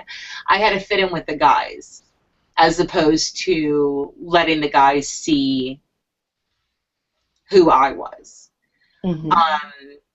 And that was a conscious choice. That was a conscious choice to say, I didn't dress sexy at the office. I didn't try to do my hair or makeup or dress sexy, because I was like, I don't want to deal with that working with a group of guys. I want them to take me on their level. And definitely the same thing at Nintendo. We are seeing, like, within Treehouse, more and more women get hired. There are right now 3 female writers out of, I want to say 10, 12. So we're starting to get more and more represented, but it's still, of course, not fully represented. But one thing that I noticed, as I mentioned earlier when I was talking about getting together the group of women to learn how to play Smash, is I think the best thing that women can do is support other women in this, to really take it upon yourselves to be a mentor, even when you're not asked, but to encourage other women to get into it, because if no one is encouraging women to get into it, no matter how much they love video gaming, they're going to think it's this thing that's outside their reach. Like when I thought about moving to LA and being a TV writer, I'm like, oh no, only special important people get to move out to LA and try to do these things, when the truth is everyone is open to do these things. Everyone's allowed to do these things. But if you can take under your wing another woman that you're working with, that's going to be the most valuable thing you can do for the industry. And I think sometimes women can be actually like a little more gun shy of other women, because we know guys are going to judge us. We already know what guys are going to judge us for. We don't know what women are going to judge us for, and women can be really judgmental. I know that I am, and I'm actually doing the mentoring program at Nintendo right now, which is fantastic. I'm a mentee, and I have an amazing mentor, but I'm learning more and more through this about how not to judge people, like how not to take that very first thing you see when you meet someone and say, well, that's their personality, that's the way I'm going to deal with them now, is that you actually have to give people a lot of different chances to really get to know them. And so right now, my personal goal, and one of the reasons why I was so happy to appear on this podcast, is to talk and convince more women to join the gaming industry. It's amazing, and I think that as soon as we start really focusing on not just the other games that women can play, like, oh, you can play the same games as these guys, but also try to find the games that women really want to play. You know, are we picking these games as our favorite because they're the only ones available to us, or are there actually more games out there that women would prefer playing, but no women have developed them yet? So we're going to get even better games for women, the more women who are in the industry. Yeah. Definitely. That's an awesome answer. Ooh. But yeah, it's funny. I mean, I'm 37, and I really hadn't thought all that much about, you know, sexism within the industry, or the difference between men and women, because it really hadn't hit me all that much. And as I'm getting older, and I'm having to start to explain to my daughter, like my 3-year-old, like she was playing. Now, this doesn't sound awful. She was playing with my keychain, and she was blowing on my rape whistle. I was like, oh, God, one of these days I'm going to have to explain to you that that's not just a fun whistle. Right. Mama's rape whistle. So yeah, and it'll get even more interesting as she gets older, because, you know, it's like and you know, just like short story, right? I made a conscious decision early on not to allow Disney princesses in my house until I felt that my daughter was old enough to talk about some of the issues that exist within kind of Disney films. And so it was just, so, you know, we had seen some of the early ones, or as she says, they're not Disney princesses, they're Pixar princesses. Like we had seen Brave when it came out. But this was the first year that we actually started to watch any of the Disney princesses. So we watched, the first one we watched was Snow White. The first, like, original Disney princess. We had seen The Princess and the Frog. It was kind of iffy in my book, but we had seen The Princess and the Frog. But we saw Snow White. And it wasn't until she's like, I don't get it with these Disney princesses. Why are they always running and screaming and looking for somebody to save them? Why can't they just fight for themselves and save themselves? That really made me. She asked you that question. That is like, wonderful. You're doing right that she asked you that question. And that was that thing for me that went, okay, people thought I was crazy all along for saying, no, she can't, we don't do Disney, she can't have Disney, we're not going to do this. But just for her to get to the point that, she was 5 at the time that she asked that question, right? And she made that connection and she was at a point that, you know, she didn't internalize that, oh, I should run and scream and look for a boy to save me, but for her to say, why can't she save herself? You know, so it's that kind of thing. So yeah, I mean, especially it becomes like you said, it's once you become a parent, and not to say that this only happens for parents, but I think that it happened for me as a parent. You start to make these different kinds of realizations, like, yeah, dead kids in movies and games aren't funny anymore. They're not only not funny, but they're upsetting, right? And then it's like, yeah, you have to make conscious decisions. And it's like, no, Disney princesses are not okay. Um, and I want, you know, I want to say, you know, I want you to understand why I say, well, wait. You know, so even before I got a chance to explain to her about Snow White, she's like, I don't get this. Why is this chick running through the woods screaming? Yeah, why is she running through the woods screaming? Why can't she fight for herself? And why is she looking for a guy to save her? Right? Why does the guy always have to save her? Yeah, so I'm totally with you in terms of understanding that. Well, if it helps Frozen, the girls save each other. So yes. Yes, we have seen Frozen. And I was very happy when Hans turned out to be an asshole. Oh, yeah, yes. Right. That was nice. I do have to say I'm kind of very upset at Disney right now because they are copy pasting their female character faces. It was like Rapunzel to Anna and Elsa. Who look exactly like their mother, and apparently got no traits from their dad at all. They're I don't know if you've seen the pictures for Big Hero 6. That's what it's called, right? Yep. It's supposed to be set in Tokyo or somewhere in Japan, and there's one character who looks just exactly like Rapunzel, and it's like. And she's supposed to be Japanese. I think she's supposed to be Japanese, and it's like she's. Like, looks exactly like Rapunzel. And there's another character who does look like a Japanese woman. So it's, like, really confusing. And it's just like, Disney. Well, that's not new. That's not new. I mean, they've been doing that kind of Americanization of non-American characters for a long time. I mean, even if you think back to Aladdin, they used Michael J. Fox as the character model for Aladdin. Mm-hmm. So yeah.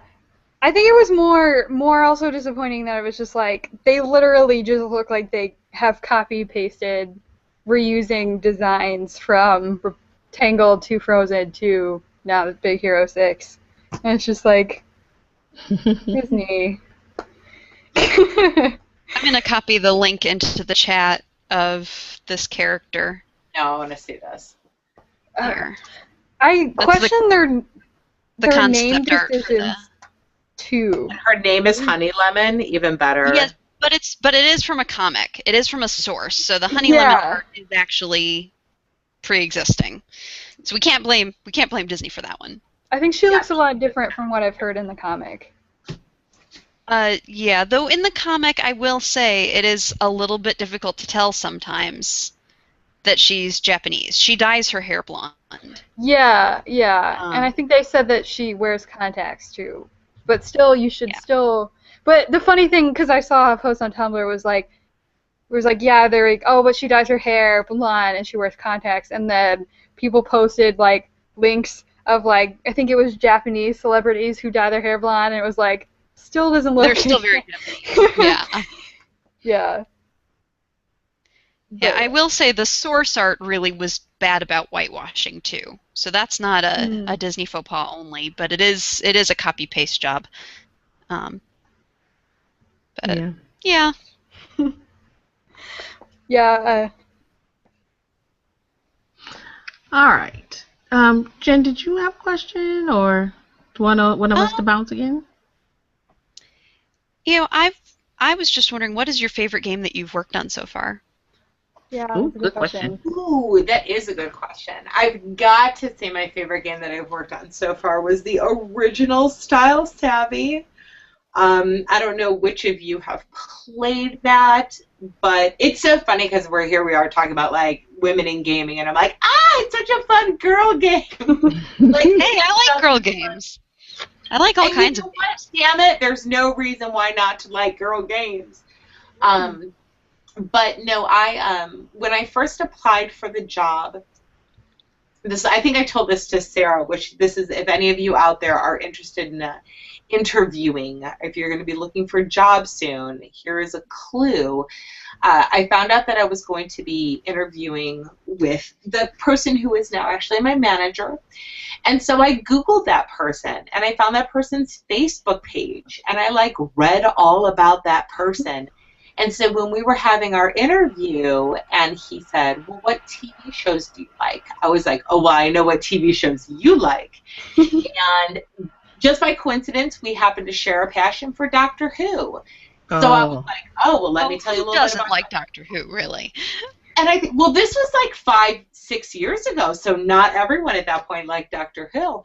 And he was completely lit up. And I was like, this is what we need to do, find out the person you were interviewing with and be sneaky, see, figure out ways to get in good with them. And by the end of this interview, he was like, you haven't seen Venture Brothers yet? I'm going to run to my computer and burn you a disc of Venture Brothers Season 1 and then give it to you. And I was like, I think I have the job. I think that's fine. But no, I was really, when I first applied for the job, I was a contract writer for Style Savvy, and all I knew was that it was a fashion game and they needed people who knew about fashion. And I had done an internship with Reuters Television in Paris, and I got to cover the Paris fashion shows. And I had no experience with fashion, but I got to do this week of covering it, and I got a week of writing articles about it. And so when I was able to give that to the hiring managers, it just looked good. I don't really know anything about fashion, but it looked like I knew something about fashion.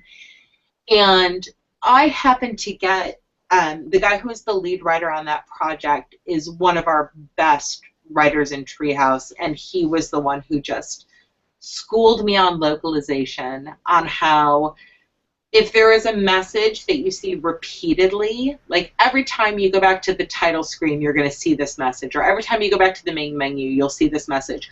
Well, you know what? Make that message really bland and boring, because people are going to see it a million times. But if you have a message that people are only going to see once per game, throw all your characterization and love into that one message, because people are just going to see it once. So that's where you concentrate. So it needs to be memorable. So it needs to be memorable. But if you make those really common messages memorable, people will remember seeing it and be like, oh, God, this message again. Oh, God, I hate seeing this message. Mm-hmm. So it was little things like that that he taught us, about how to really come up with the character's voice before you write them. Let's say you're doing, in Style Savvy, for example, there might be a character who is from a certain district of Japan, and so he talks like this. Well, we have to work with the translators to say, what would be a cultural equivalent of someone being from the Harajuku district? And they're like, okay, well, that would actually be sort of a club girl, or, a southern farmer or something like that. So we would have to try to find those cultural equivalents. Mm-hmm. But it was a team of contractors that none of us had ever really written for video games before, but we all loved video games. And so it was just a really amazing experience learning how localization worked. I think the original Style Savvy had something like 6 Harry Potter novels worth of text in it. Wow. Right? So that's how... Hold on, Lucy has something really important to tell us. What is it? It better be about video games. My favorite in the world is Mario. She says her favorite in Nintendo is Mario. Oh. Aww. That is a Can you give me a smooch and say goodnight to everyone? All right, night-night, everyone. Night-night, Lucy. Night. Night, Lucy. All right, shoot. Thank you, Daddy. So yeah, if you haven't played Style Savvy, pick it up. That was for the DSi. And I was actually the lead writer for Style Savvy 2, Style Savvy Trendsetters, which came out a couple years ago. So, yeah. Very cool. Nice. Okay. I got one question. I don't know if anyone else has questions because I think mine is a kind of a wrap-up question. But does anybody else have questions? I think I'm I good. do want a quick question. What's your favorite character in Animal Crossing New Leaf? Ooh. My favorite character. No, that's a really great question. That My is. favorite character in Animal Crossing New Leaf has got to be Gracie Grace. Not just because I wrote Gracie Grace, but I really do think that she's just sassy pants enough. You don't see her all the time, but when you do get to see her, hopefully she's giving you just the perfect amount of sass. Not making you cry, but making you feel a little bit bad about yourself for dressing so poorly. Oh. I like when you're in her store and you look at the item and you're like, no, I don't want it. And she's like, well, I can see that this sense of style is above you or something like that. And I just I think there are times where she's like, you can't buy those. I don't want you to buy those. You're not stylish enough. She's the Cordelia of Chase of Yeah, Animal right? Crossing. She's totally Cordelia. Aw. Okay, so I'm trying to think back to whether or not you answered this question earlier. I don't think you did, so I'm going to ask it again. So we know that Lucy's favorite Nintendo character is Mario. Right? See, and this was like Sarah tried to steal my fire here. sorry. And I kind of disclosed who my favorite Nintendo character was with my T-shirt tonight. Your favorite Nintendo character? My favorite Nintendo character, and Lord help me if we don't make her a game soon, is Princess Daisy. Oh. I think there's a lot of. Daisy. I think there's a lot that Princess Daisy could do. We haven't given her much of a choice, but much of a chance. But she's not like your typical princess. I don't think. I think she's more of a tomboy, and I think that if Peach could have a game where she saves everyone else, then Daisy could have something similar. I'd like to see that. That'd be I fun. like to Also, see Bowser Peach in a Jr. better I have a game. special spot in my heart for Bowser Jr. Yeah, Daisy always the seems more baby. badass than Peach to me. We should have a Sort They of a should little have badass. we should have a princess game where they have Daisy, Peach, and Rosalina. No kidding. Then Oh, that that'd would be be fun. awesome. They could party up and do. It should be an RPG. They could party up and do adventures. Hear that? That'd be Shoot. fun. Oh my There you gosh. go, Nintendo. Can we add He's that. I will go talk to Reggie tomorrow and be like, Reggie, I got your plan. You gotta do this. I know how to do it now. Oh my gosh, that would be so awesome. That would be fun. I would buy a copy of that for every kid I know. I will make sure it comes I'd up. buy a copy of that for me. Yeah. Oh, well, yeah, of course, that's a given. A little bit more about their background, Yeah. I love story in video games, and Same. I would love to find out more about Hmm. Princess Daisy's background, and what is she up to with Luigi, and what's going on there. Awesome. Wow. Stacey, you have been a blast. Thank you so much for joining us tonight. This has been so much fun. Thank you so much for having me. So, we'll run through our ending stuff very quickly. So yeah, again, thank you, Stacey, for joining us for episode 81. Oh, wow, it's been 81 episodes. Yeah, that's a lot. And for people who want to contact us, you can contact us in all the normal ways, right? You can send us email at nymgamer@gmail.com. You can follow us on Facebook. Just look for Not Your Mama's Gamer. If you can also follow us on Twitter at nymgamer. Or if Twitter and Facebook and email are not your thing, you can always follow us on Tumblr at nymgamer.tumblr.com. And those are all not all the myriad of ways you can contact us, because you can also use those nice little handy applets and send us voicemail via our website, which is NYMGamer.com, or on the top of our Facebook page. You can also click that little speak icon and send us voicemail. And guess what? We answer voicemails and emails and video mails. We answer all of the above, and we look forward to those things. So I think until next time, we would like to say, as always, stay cool, stay dry if you're in the Midwest, and as always, folks, game on. Game on. Game on!